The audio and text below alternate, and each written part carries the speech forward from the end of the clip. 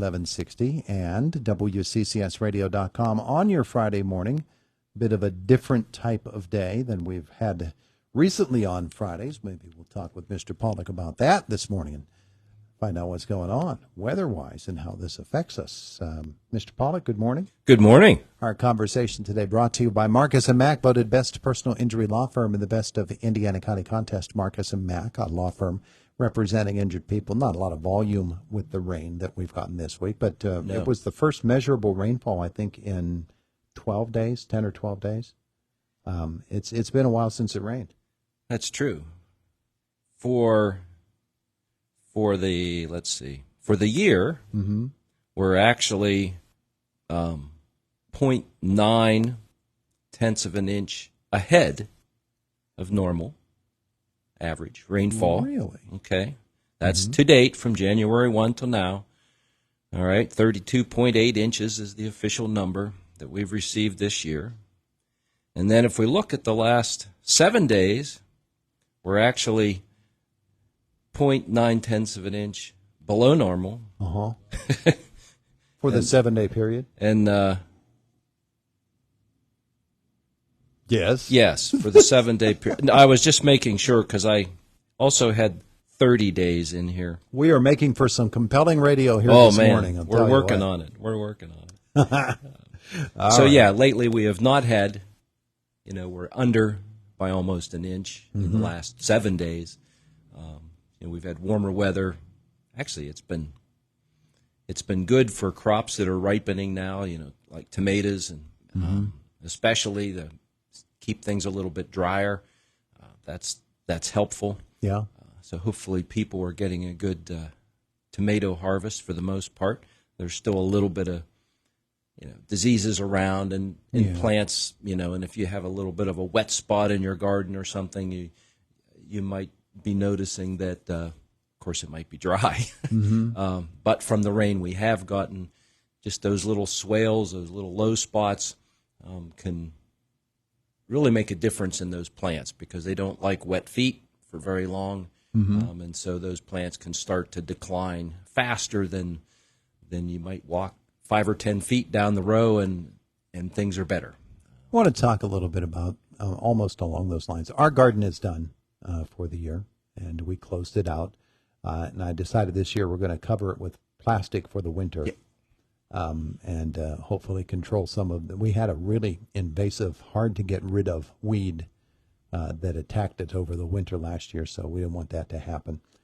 So we've done that. But you were just talking about moisture areas within the soil plot for your garden. If there are areas that are more wet than other areas, you could actually use that to your advantage by planting certain types of crops there.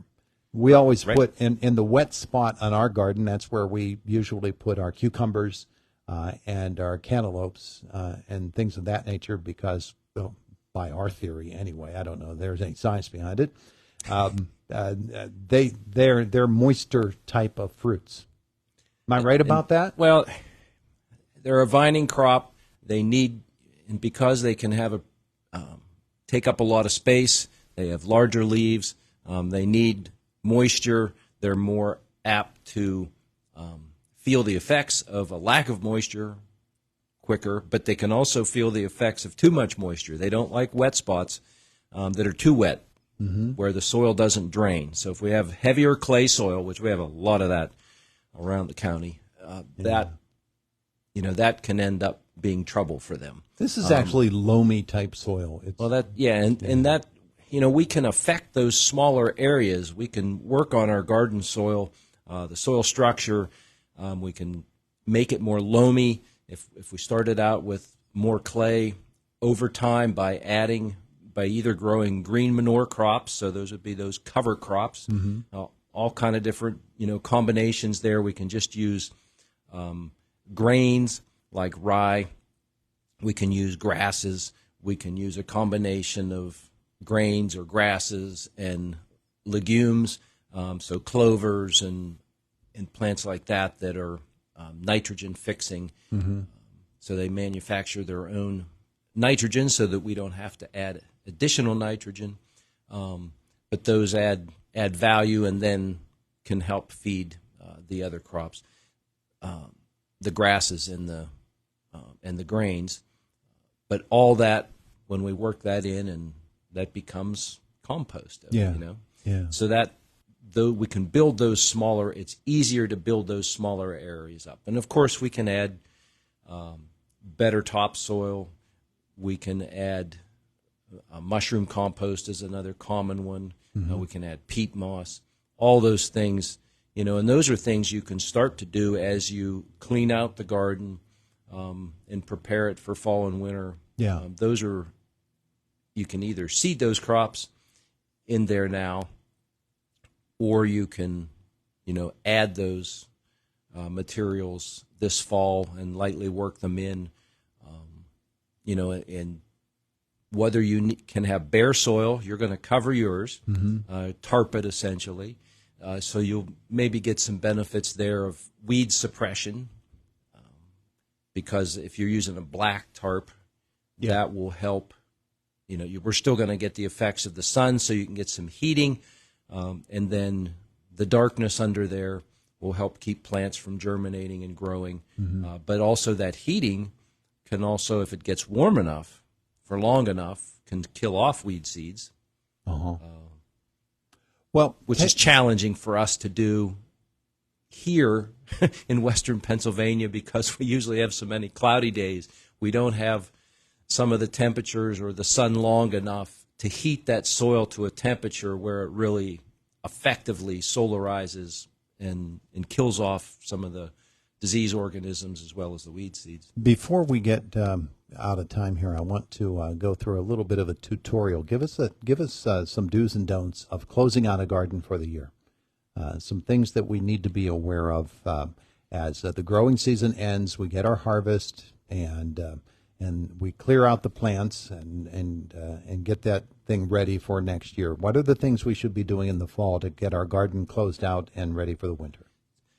Look at the plants that are, the health of the plants that you've completed harvest, or, some plants, of course, we're removing the plant. If you're growing lettuce, onions, cabbage, crops like that, where you're pretty much removing the whole plant, is the plant we're utilizing, and the root system is basically what's left.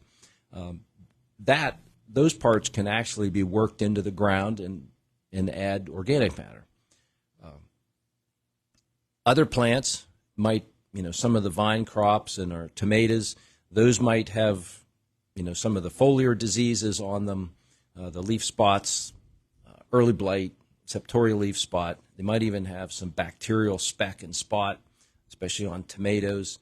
Vine crops can get downy mildew, powdery mildew, those types of things. So if they're diseased, it's usually better to remove those from the garden sooner rather than later, because those spores will lay there, and it's disease dependent as to whether those will do that or not and overwinter here, or whether they have to have a living plant in order to propagate themselves.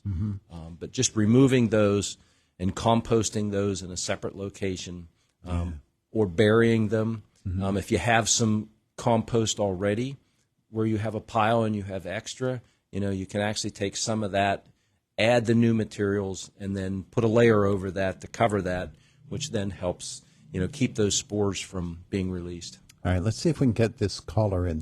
Good morning. Good morning. Hi, Bob. Real quick, I'd like to know, I have an apple tree that's bearing very well this year, but it's also almost bending the branches to the breaking point. It needs pruned. When is the best time to prune it? The best time to prune is, especially with apples, is during the winter dormant season. So we're not quite there yet. Once the crop's harvested, really once we get past January, and into February and March, if you only have one or two trees to do, the longer you wait, the better. And that's only because in case we have an ice storm or some severe weather event that could cause damage to the tree, if we do all our pruning too soon, then if we get that damage, then it becomes a little tougher and more challenging to figure out how we're going to prune that tree in that instance. But anytime during the dormant season, when the worst of the severe cold weather is through, so once we get into February and March, but before growth commences in the spring, is the best time frame to do those. Okay. And real quick, I've never pruned one before. How far back do you prune it? Well, how do you judge that? Right. Well, some of it has to do with how high you're willing to go in the air to harvest fruit. If you're willing to get on a ladder, you can leave the tree a little taller. If you want to do everything from the ground, then you're going to prune a little more aggressively so that you can reach things and also maintain it, as far as the pruning goes, not having to climb up in the tree to prune. Okay. And then sounds good. The structure of the tree, what rootstock it's on and the variety also factor into that. So the bigger the tree is, if it's on a more dwarfing rootstock, it's going to naturally stay smaller and be easier to maintain. If it's on a larger, if it's on a rootstock that allows that tree to get larger, then that plant's naturally going to be bigger, and you're going to have to maintain it at a little bigger size in order to get fruit. Fruit will be born on wood 2 to 5 years old typically. So we want to maintain enough of that 2 to 5 year old wood in there so that we get flowers and then get a crop. There we go. Okay. Thank you so much. Thank you. You're welcome. It is the voice of Indiana County. It's WCCS 101.1 FM, AM 1160, WCCSradio.com. Maybe we can resume our conversation next week about getting your yard, your garden, and your trees and everything else ready for winter. It's a great time of the year to be working on a number of projects. Make your assessments. It is the voice of Indiana County. It's WCCS 101.1 FM, AM 1160, WCCSradio.com. Fox News next. Josh in the WCCS newsroom after that.